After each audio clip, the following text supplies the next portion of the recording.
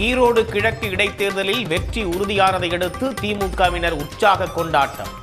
அண்ணா அறிவாலயம் முன்பு கூடி நடனமாடியும் பொதுமக்களுக்கு இனிப்புகள் கொடுத்தும் மகிழ்ச்சியை வெளிப்படுத்தினர்.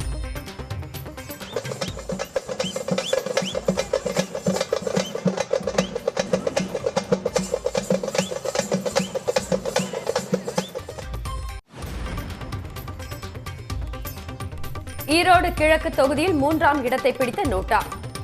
கடந்த இடைத்தேர்தலில் பெற்ற வாக்குகளை விட அதிக வாக்குகளை பெற்ற 3ஆம் இடம்.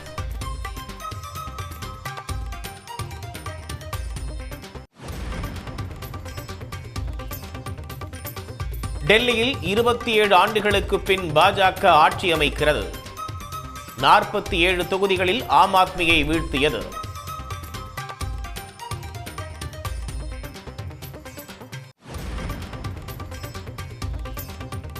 டெல்லி சட்டப்பேரவை தேர்தலில் ஆம் ஆத்மி ஒருங்கிணைப்பாளர் அரவிந்த் கெஜ்ரிவால் அதிர்ச்சி தோல்வி.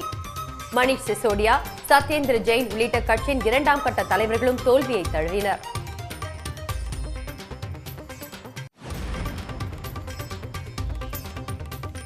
ஆபரண தங்கம் 1 கிராம் விலை 8000 ரூபாயை நெருங்கியது. சவரனுக்கு 120 ரூபாய் உயர்ந்து 63,560 ரூபாய்க்கு விற்பனை.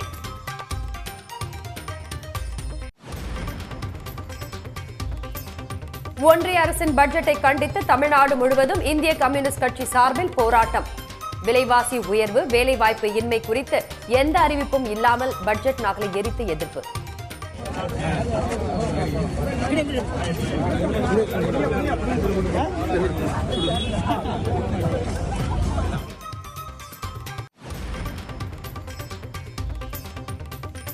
கோவை வேளாண்மை பல்கலைக்கழகத்தில் தொடங்கியது 7வது மலர் கண்காட்சி.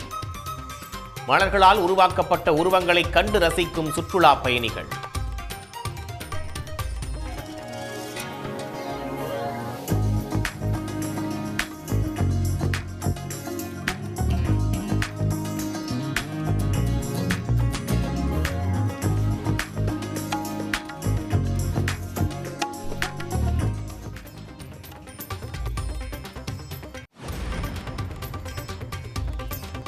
உதகையில் 2 வாரத்திற்கு பின் உறைபனி தாக்கம் மீண்டும் அதிகரிப்பு.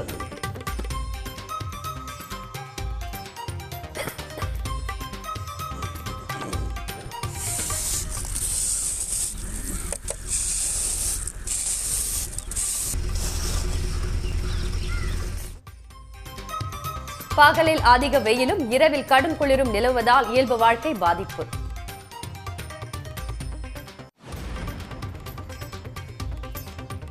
கோபி தாலுகா அலுவலகத்தில் பாதுகாப்பாக வைக்கப்பட்டிருந்த 20 சவரன் நகைகள் காணாமல் போனதால் அதிர்ச்சி.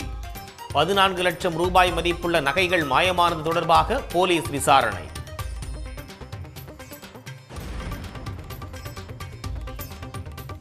மும்பையில் 100 கோடி ரூபாய் மதிப்புள்ள கொக்கைன் போதைப் பொருள் பறிமுதல்.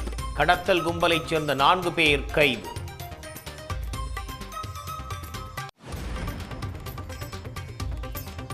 காரைக்கால் மீனவர்கள் மீது இலங்கை கடற்படையினர் தாக்குதல் நடத்தியதை கண்டித்து புதுச்சேரியில் காங்கிரசார் ஆர்ப்பாட்டம்.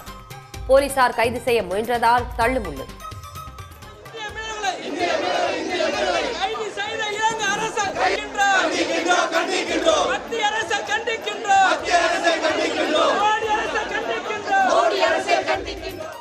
உடனுக்குடன் செய்திகளை தெரிந்து கொள்ள சன் நியூஸ் பெல் ஐகானை கிளிக் பண்ணுங்க.